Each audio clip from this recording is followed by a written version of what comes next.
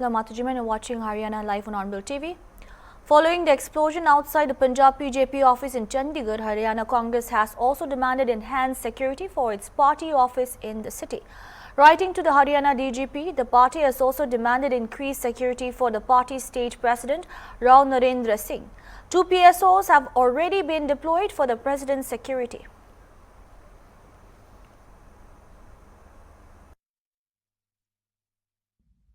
बस जी हाल ही में पंजाब भाजपा कार्यालय के बाहर जो ब्लास्ट हुआ उसके बाद आपने भी कोई पत्र जो है वो कांग्रेस कार्यालय की सुरक्षा को लेकर लिखा है। क्या है पत्र का मंतव्य और किसको ये पत्र लिखा गया आपकी ओर से? हमने ये डीजीपी हरियाणा को पत्र लिखा है अध्यक्ष जी की तरफ से। उसके अंदर जो मौजूदा हालात इस एरिया के हैं, जिस तरह से एक व्यक्ति ने वहां ग्रेनेड भी फेंका और बम ब्लास्ट भी किया, तो हमें भी लगा कि भाई यहाँ हमारा ऑफिस जिस तरह से चंडीगढ़ में है तो हमें भी सिक्योरिटी ऑफिस की भी चाहिए। साथ ही साथ हमारे जो हरियाणा प्रदेश कांग्रेस कमेटी के अध्यक्ष हैं श्री राव नरेंद्र सिंह जी, वो भी दिन रात लोगों के बीच में एक जगह से दूसरी जगह जाते हैं, तो उनकी भी सिक्योरिटी इतनी नहीं है, पुख्ता नहीं है। तो वक्त रहते हमने उनकी भी पायलट की डिमांड की है कि उनके साथ भी पूरी सिक्योरिटी उनको प्रोवाइड की जाए ताकि कोई भविष्य में कोई ऐसी अप्रिय घटना ना हो सके। भगत जी, ऑफिस चंडीगढ़ में स्थित है, तो चंडीगढ़ पुलिस को भी लिखा है आपने कि चंडीगढ़ की ओर से भी सुरक्षा मुहैया कराई जाए, क्योंकि जो वाकया हुआ है वो भी चंडीगढ़ के ही ज्यूरिडिक्शन के अंदर हुआ है। वो तो हमने हरियाणा डीजीपी साहब को लिखा है जी। वो उस लेटर को जहां भी जिस भी ऑफिसर ने वो डील करना है, जिस भी स्टेट के डीजीपी ने डील करना है, वो उनका आउटलुक है, वो उनसे सलाह करके किस तरह से करते हैं। हमने अपने प्रदेश के डीजीपी को लिखा है, उनके आंसर का हमें इंतजार है, देखते हैं वो क्या कहते हैं। Employees of the Tourism Department staged a one-day symbolic sit-in protest in the Surajkunj Tourism Zone in Faridabad, raising allegations of corruption against a senior official and criticizing the administration's inaction. The protest, organized by the Haryana Employees Union, centered around the reappointment of DGM retired Uma Shankar Badvaraj, who employees alleged faces serious corruption and embezzlement charges. Demonstrators demanded an investigation and questioned why no action has been taken despite complaints pending for months. The sit-in was presided over by Murari Lal, president of the Surajkunj Hotel Rajan's unit, along with Ramchid Ratipal and Divraj Khatana, while Digambar Dagar, vice president of the state committee, conducted the proceedings. Protesters also criticized the government's alleged move towards privatizing the tourism corporation, claiming the department is being portrayed as loss-making while those responsible for the losses are not being held accountable. The employees warned that their agitation would continue and intensify if action is not taken against the accused officials and the demands are not addressed. मेरा नाम Kashmir Singh, Haryana tourism कर्मचारी संघ का राज्याध्यक्ष। आज का ये धरना Haryana tourism की हायर मैनेजमेंट की बेरुखी के खिलाफ है। एक तो यहाँ अधिकारी भ्रष्टाचार में लिप्त है, उसका पत्राचार हम लगातार हायर मैनेजमेंट को करते हैं। क्या नाम है अधिकारी? यूएस भारद्वाज जी हैं, एजीएम साहब। हम उनके खिलाफ कंप्लेंट करते हैं, उस कंप्लेंट की कम से कम जांच तो हो। हम अपनी तरफ से उसको ये कह रहे हैं कि इन्होंने मतलब गलत किया है, गमन किया है। सरकार को, टूरिज्म की हायर मैनेजमेंट को उसको शख्स मानते हुए, उसको ठीक करते हुए ये जांच तो करनी चाहिए, ठीक है गलत है। उसके बिल्कुल उलट ना तो टूरिज्म की हायर मैनेजमेंट उसके ऊपर कोई संज्ञान ले रही और ना ही उसकी कोई मतलब इंक्वायरी की तरफ बढ़ा जा रहा, जबकि पहले इंक्वायरी अफसर लगाए थे वो भी हटा दिए गए हैं। अब हरियाणा टूरिज्म कर्मचारी संघ का प्रत्येक कर्मचारी, खासकर सूरजकुंड और फरीदाबाद का प्रत्येक कर्मचारी रोष में, और इसको लेकर के आज धरना है। एक तो उसकी इंक्वायरी हो, दूसरा जो रीअपॉइंटमेंट की पॉलिसी है वो पॉलिसी के तहत लगे, पिक एंड चूज की नीति नहीं, जिसकी सिफारिश हो, जो दबाव का अधिकारी हो उसका अपॉइंटमेंट हो, और जो नीचे का कर्मचारी हो। ऐसा है टूरिज्म के अंदर पेंशन नहीं है, प्रत्येक कर्मचारी को दोबारा से अपनी जीवन यापन करने के लिए पैसे की जरूरत है। जो साथी टर्म कंडीशन पूर्ण मेले के दौरान मिलकर के भी जो हमारे प्रबंध निदेशक महोदय थे, उनको भी अवगत कराया था कि बहुत सारी दिक्कतें हैं यहाँ पे, बहुत सारी मांगे हैं हमारी। बाकायदा हमने वो क्रमबद्ध लिख करके मांग पत्र बना करके भी दिया हुआ है, और उस पर भी ये था कि बुला करके बातचीत करेंगे। लेकिन पर्यटन प्रशासन का लगातार उदासीन रवैया है, किसी भी बात को सही तरीके से सुन नहीं रहे, ना उन पर कोई अमल कर रहे। सबसे बड़ा जो मुद्दा जो ये कह रहे हैं सभी कर्मचारी और जो ये आहत हैं, जो आज बैठे हैं धरने प्रदर्शन में मायूस होकर के, मजबूर होकर के धरना करना पड़ रहा है। यहाँ हमारे एक अधिकारी हुआ करते, डीजीएम जिनका पद था, श्री उमाशंकर भारद्वाज जी, जो मार्च 2025 में यहाँ से रिटायर हुए। उस वक्त भी और यहाँ पे बाकायदा एक मीटिंग हुई थी, और यहाँ कर्मचारियों की लंबे समय से मांग थी कि हमारी तनख्वाह, क्योंकि काम कम है, घाटे का नाम लिया जा रहा है, और जो हमारे वेतन है वो 3-3 महीने में मुख्यालय से आते हैं, और जो और ड्यूज होते हैं किसी के मेडिकल के हैं, एलटीसी है, वो भी नहीं दिए जाते थे। खासकर जहाँ पे यूएस भारद्वाज जी की पोस्टिंग थी, इनके अंडर 3-4 कम्प्लेक्स कम से कम थे, रावली गोल्फ क्लब, बड़कल झील होटल, राजहंस, सनवर्ड मोटल। इन कर्मचारियों की समस्याएं सबसे ज़्यादा थी, क्योंकि तनख्वाहें कभी टाइम पे मिलती नहीं थी, जबकि खुद वो अधिकारी अपनी हर महीने की तनख्वाह हर महीने लेते हैं, ये रिकॉर्ड अब बता रहा है, और हर महीने वेतन देते रहे, कर्मचारी तरसते रहे। जब ये लोग ये मांग उठाते थे कि भाई यहाँ काम हो रहा है, इतना तो काम है, सेल भी है, वो पैसा जा कहाँ रहा है, तो ये सवाल आया कि भाई पैसा कहाँ जा रहा है। और हमने ये कही भाई ठीक बात है, जब सेल कर रहे हैं, कर्मचारी काम कर रहे हैं, पैसे का पता नहीं चल रहा, कर्मचारियों को जो हक मिलना चाहिए मिल नहीं रहा, ऊपर से घाटे में दिखाया जा रहा है। सरकार कह रही है इनका निजीकरण करो, तो निजीकरण करने का जो असली कारण है वो तो ऐसे अधिकारी हैं यूएस भारद्वाज जी जैसे। जब अब पता चल रहा है, जब कुछ कागज निकलने, हमने सुना है कि भी कुछ कागज निकले हैं, कुछ जांच की है थोड़ी बहुत, तो उसमें करोड़ों का भी, शुरुआत में करोड़ों का घोटाला इस तरीके का आया है, फर्जी फर्म बना करके, फर्जी अकाउंट बना करके, और उसमें करोड़ों रुपए फर्जी चेक, फर्जी वाउचर, फर्जी बिल बना करके किए गए हैं। इसके अलावा सीधा का सीधा जो सरकारी फंड है वो फर्जी अकाउंट में ट्रांसफर कर लाखों करोड़ रुपए वो घपले कर लिए गए। तो अब इन कर्मचारियों की मांग है कि भाई जो हक हमें मिलना चाहिए था, समय पर हमें वेतन मिलते, हमें हमारे ड्यूज मिलते, सरकार ये हमारे सरकारी उपक्रम है, ये प्रॉफिट में आते, इन पे निजीकरण की तलवार नहीं लटकती। तो इसका असली कारण तो यूएस भारद्वाज जी हैं, या उनके साथ जो उनके साथ लगे भगे जो करते थे जो इस काम को, वो हैं। तो हम ये कहना चाहते हैं कि भाई दूध का दूध, पानी का पानी हो, और ऐसे अधिकारी, ऐसे कर्म जो भी इसमें हैं, उन पे कार्रवाई हो, और जब तक जांच और पूरी तरह से ये मतलब सामने नहीं आ जाए, तब तक उनको यहाँ से ड्यूटियों से मुक्त किया जाए। क्योंकि अभी भी after retirement Shri US Bharadwaj ji को रीअपॉइंटमेंट करके गोल्फ क्लब का डीडीओ लगाया हुआ है, जबकि वहाँ देख लो जांच करके अभी भी पहले की सेल और अब की सेल देख लो, उनके काम करने का तौर तरीका देख लो, कर्मचारियों से पूछ लो, उनका किसी तरीके का कोई योगदान नहीं। हम यही कह रहे हैं, हमारे प्रधान जी भी यही कह रहे थे, भाई पिक एंड चूज ना हो ऐसे। The Ambala Mahesh Nagar police station has achieved a major breakthrough. In 2 separate theft cases, the police have arrested a total of 5 accused individuals. In one of the cases, employees of a private company orchestrated a theft worth lakhs within the company premises. While in the second case, 3 thieves involved in stealing jewelry from a residence have been apprehended. एक निजी company थी, उसके अंदर से चोरी हो गई थी कैश की, जिसमें से लगभग 6,32,000 के करीब रिकवरी हो चुकी है, और उसमें ही कंपनी के ही जो कर्मचारी थे वो ही इसमें आरोपी हैं, और उनको गिरफ्तार कर लिया है। किस तरह से चोरी की इसमें एक तो शिवम था लड़का, जो निजी कंपनी में काम करने वाला था, उसी कंपनी में एक कुलबीर लड़का था। इनका इन्होंने बस जो चाबी थी वो कहीं छुपा के रखी हुई थी, और रात को जिस दिन आए उस समय चाबी लगा के चोरी करके ले गए, और सीसीटीवी कैमरे थे वो पहले बंद कर दिए थे। सर दूसरा मामला क्या है, इसमें गोल्ड चोरी हुआ है? हाँ, इसे एक घर में ये समता विहार का से कंप्लेंट आई थी, और एक घर के अंदर से एलईडी थी, कुछ गोल्ड था, कुछ चांदी थी और कुछ कैश था, वो चोरी हो गया था, जिसमें से एलईडी भी बरामद कर ली है और कुछ गोल्ड बरामद कर लिया है, कुछ चांदी बरामद कर ली है और थोड़ा सा कुछ कैश बरामद हो चुका है। इसमें 3 लोग गिरफ्तार कर लिए हैं। कहाँ के रहने वाले हैं?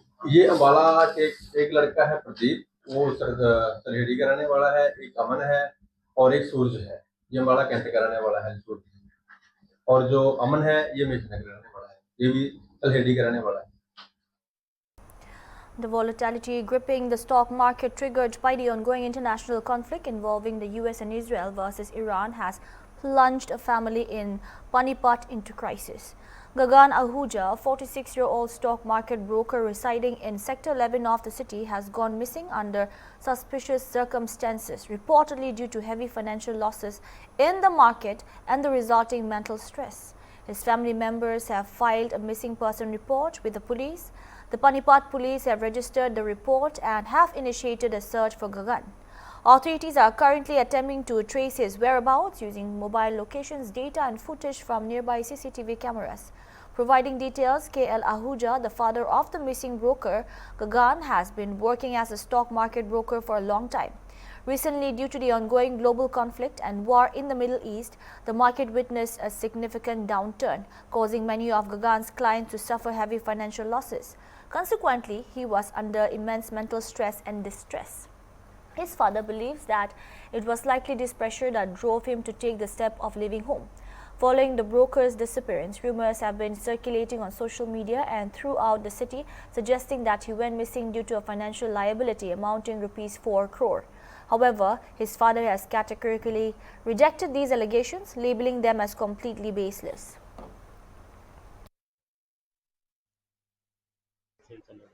गगन आहूजा मेरा बेटा 46 साल का, वो शेयर ब्रोकर का काम करता था। 30 तारीख को सवेरे वो पार्क में नाइट सूट पहन के, कोई उसके पास पैसा नहीं, कोई टका नहीं, 1000-1500 रुपये मुश्किल से होंगे, और वो पार्क से चला गया। हमें पता लगा 10 बजे कि वो घर पहुंचा नहीं। हमने इसके सारे यारों दोस्तों को बुलाया, पूछा, तो सारों ने कहा भी हमारे पास नहीं आया। तो हमने इमीडिएटली मीटिंग करके वहाँ गुमशुदा की जो है पुलिस में कंप्लेंट कर दी, जिसकी कॉपी मेरे पास है। तो कोई घर में कोई किसी किस्म का कोई झगड़ा, कोई बात, या उसने हमारे से इस बारे में कोई शेयर नहीं किया। कुछ परेशान थे वो पिछले दिनों? परेशानी होगी, लेकिन हमें तो महसूस नहीं हुई, क्योंकि हमें पता ही नहीं लगा कि वो परेशान है या नहीं। टेंशन में ही हो के कहीं चला गया, वो पता ही नहीं लगा। कैसे युद्ध के चलते लॉस हुआ था? हाँ, ये जो है अब जैसे वार चल रही है, तो इसमें शेयर मार्केट ऊपर नीचे होती रहती है। इसमें थोड़ा बहुत कोई लॉस हुआ होगा, तो उस वजह से ये टेंस अपने ऊपर लेके सारा स्ट्रेस हो गए और वो चला गया। कुछ लोग भी सामने आ रहे हैं, वो तरह तरह के वो गलत कर रहे हैं, बिल्कुल हमारा बच्चा ऐसा नहीं है। और मैं तो ये प्रार्थना करता हूँ कि आप ये सोशल मीडिया में डाल के उससे रिक्वेस्ट करो कि भाई वो आ जाए जहाँ भी हो। उसकी धर्म पत्नी, उसका बुरा हाल है, रो रो के उन्हें 6 दिन हो गए, पानी नहीं पिया 4 दिन। और मेरी मिसेज वो भी बीमार है और सारे बच्चे परेशान हैं। तो उससे तो ये हम प्रार्थना करते हैं कि आप उनको सोशल मीडिया के हिसाब से वापस कहने के लिए रिक्वेस्ट है। और कितनी उम्र थी उनकी? और 46 साल उसकी उम्र थी। तो बच्चा एक लड़का है उसका, वो अब 10th में हुआ है। अच्छा, कब से कर रहे थे ये शेयर मार्केट? शेयर मार्केट का काम बिगिनिंग से कर रहे हैं, शुरू से। पहले भी उतार चढ़ाव तो रही होगा? हाँ, पहले ठीक चलता रहा, या ये जो युद्ध की वजह से थोड़ा बहुत शेयर मार्केट में ऊपर नीचे हुआ है, उस वजह से हुआ है। एक और बात सामने आ रही थी, कोई 4 करोड़ रुपए का लेन देन था, ऐसी? नहीं, कोई ऐसी बात नहीं, कोई कुछ भी नहीं है, किसी किस्म की कोई बात नहीं है। निराधार है? निराधार है, ये बात बिल्कुल निराधार है। क्या नाम है? KL Ahuja 470। The administration of the Gajpuri Toll Plaza in Haryana's Faridabad has seized around 3,000 fake government department ID cards over the past 2 years. Essentially, some individuals use these fraudulent cards at the toll plaza to evade paying the toll fee. However, toll staff immediately confiscated them upon detection of duly reported the matter to the police and the administration. Some of the fake IDs used the names of various government entities, including the Haryana Police, Uttar Pradesh Police, the Armed Forces and the NHAI. Actually sir ये अभी हमारा जो Gajpuri toll plaza का मामला है, हमने हमारे जो स्टाफ है लेडी स्टाफ उसको हमने ट्रेंड कर रखा है, डेली ब्रीफिंग भी करते हैं। तो वो क्या कहते हैं जो भी फर्जी कार्ड्स जिसमें आपके सभी डिपार्टमेंट्स के हैं प्लस आधार कार्ड जो भी यहाँ लेके फर्जी लेके आते हैं वो क्या करते हैं अपने रिलेटिव को दे देते हैं और गाड़ी को यहाँ से निकलने का प्रयास करते हैं, ठीक है। लेकिन हमारा जो स्टाफ है वो ट्रेंड है, वो उनको फेस मैच करता है और उनको चेक करता है। वो फर्जी पाए जाते हैं तो उनको कार्ड को जब्त कर लेते हैं, फिर इसकी सूचना हम अपने पुलिस अधिकारी को देते हैं, उस पर कार्रवाई करवाते हैं। अब तक कितने कार्ड इकट्ठा कर चुके हैं? मेरे पास लास्ट 2 इयर्स में कम से कम मेरे पास 2000 से 2500 कार्ड्स मेरे पास अब तक जब्त हो चुके हैं। और लास्ट ईयर हमने इसके बारे में अपने डीसी साहब के वहाँ पे भी हमने लेटर भेजा था, उस पर कार्रवाई भी हुई थी। फिर बीच में कम हो गए थे, फिर दोबारा से लोग फिर से शुरू करने लगे फिर से। लेकिन हमारे आधार कार्ड के अलावा और कौन कौन से विभाग के कार्ड जो है वो फर्जी पकड़े गए हैं? आधार कार्ड के अलावा अपने गवर्नमेंट डिपार्टमेंट में जैसे आपका एग्रीकल्चर है, विद्युत विभाग है, पुलिस है, आर्मी है, प्लस आपके ये अपने और भी कई तरह के कार्ड हैं। नेशनल हाईवे अथॉरिटी में के हमारे कुछ कार्ड आते हैं। तो इस तरह के विभिन्न प्रकार के जो डिपार्टमेंट्स हैं हमारे सारे जितने भी हैं, सभी डिपार्टमेंट्स के कार्ड लोग फर्जी कार्ड अपना टोल बचाने के लिए और अपनी पहचान छुपाकर निकलना चाहते हैं। तो यानी पुलिस के हो या फौजियों के, इनके कार्ड भी जो है वो फर्जी मिलते हैं आपको?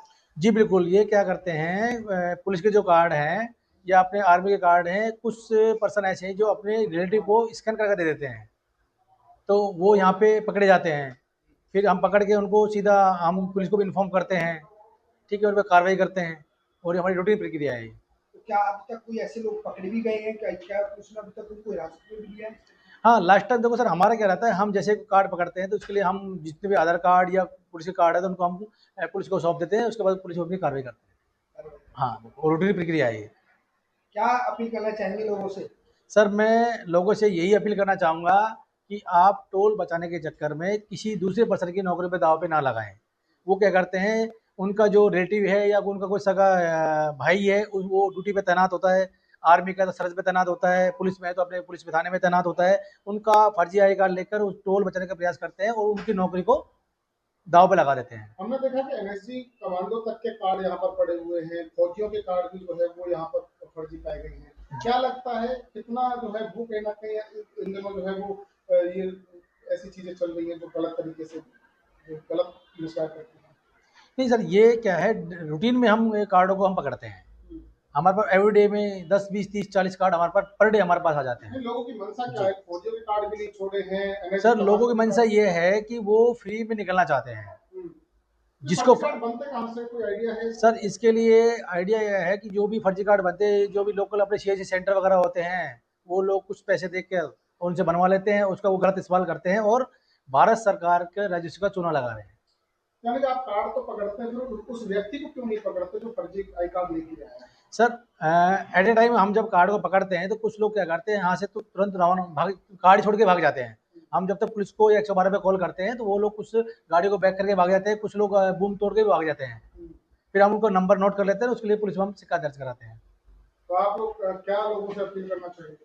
सर मैं अभी लोगों से यही अपील करना चाहता हूँ कि आप अपना, अब गवर्नमेंट ने क्या है कि एनएचआई ने भी बहुत अच्छी सुविधा दे दी है, अपना 3075 का जो पास है एनुअल पास वो आप लीजिए और आप एक प्लाजा क्रॉस करने में मुश्किल से 15-16 रुपये का खर्चा आता है, उसको यूज कीजिए। अगर आप 20 किलोमीटर के दायरे में रहने वाले हैं, गजपुर टोल प्लाजा के 20 किलोमीटर रेडियस में रहने वाले हैं, तो आपको 360 रुपये का मासिक पास मिल जाएगा, वो आप ले लीजिए। उसके लिए आप हमारे ऑफिस में विजिट करें, अपना आधार कार्ड और आरसी कॉपी लेके अपना पास बनवाएं। In a road accident on Friday, Punjab Congress leader Khushbaz Singh Jadana and his driver were killed on the Kundli Maneshwar Palwal KMP Expressway in Haryana's Sonipat district. Station House Officer SHO of Kundli Police Station Sethi Malik said that the accident occurred after the vehicle developed a puncture. Tatana's vehicle had a flat tire. They were in the middle of changing it when a speeding truck came from behind and hit them. According to officials, the incident took place when Jatana was travelling from Delhi to his home in Madinta, Punjab. क्या सूचना मिली थी? Police मौके पर गई। आज हमें control के द्वारा एक सूचना मिली थी कि 5:10 के आसपास एक जो डिफेंडर गाड़ी है जिसमें खुशबाज सिंह जाटान बैठे थे और उनका ड्राइवर था और गनमैन था, उसका किसी अननोन ट्रक के द्वारा एक्सीडेंट हो गया। सर क्या पता चला? वो बता रहे हैं कि कोई टायर बदल रहे थे तो उस दौरान हादसा हो गया। जो जाटान की गाड़ी थी उसके टायर में पंचर हो रखा था, उस टायर को चेंज कर रहे थे। पीछे से एक तेज स्पीड से गाड़ी आई, ट्रक आया, जिन्होंने उनको टक्कर मार दी और जिसमें जाटान साहब की और जो उनका ड्राइवर परमिंदर है उनकी मौत हो गई और जो उनका गनमैन है वो इंजर्ड है। अच्छा, एक जो टायर बदलने वाला था उसको भी चोट आई? हाँ, वो भी घायल है जिसका इलाज चल रहा है। सर कौन सी गाड़ी में थे? पुलिस ने अभी सब क्या कार्रवाई? ये डिफेंडर गाड़ी थी, उसमें ये जो पंचर हुआ जाटान साहब भी उसमें ये थे और पीछे से ट्रक है जो के नंबर है उसने इसको टक्कर मारी है। सर ऐसा कुछ पता लगा कि कहां से कहां जा रहे थे सर? हाँ, ये दिल्ली से बठिंडा जा रहे थे। सर पोस्टमार्टम के लिए सब हाँ, पोस्टमार्टम के लिए सब को कब्जे में ले लिया। जैसे उनके वारिसान आते हैं हम उनकी स्टेटमेंट लेके मुकदमा दर्ज कर देंगे। सूचना दे दी गई? जी, उनको सूचना दे दी गई है और रास्ते में आने लग रही है। सर जो ट्रक था उसका कुछ पता लगा? उसकी हमने वीटी भी करवा दी और उसका जो नंबर आ चुका है जिसको हम जल्दी पकड़ लेंगे। A major security alert was sounded in Chandigarh following a bomb threat email warning that 13 bombs would explode on the premises of Punjab and Haryana High Court. This comes a day after two men hurled a crude bomb at the PJP Punjab's office. Police said the email was sent from an ID identified as Saurav Viswas to an official High Court email account with the subject the Dravida Nadu government in exile. The email's content appeared to have been translated into Hindi using an AI-based application. The message contained a lengthy structured write-up claiming to represent a so-called government in exile and associated groups outlining the ideology and alleged objectives. Meanwhile, Punjab police has arrested two suspects in the Chandigarh PJP headquarters blast case. Initial probe suggests that grenade was smuggled via drone from Pakistan.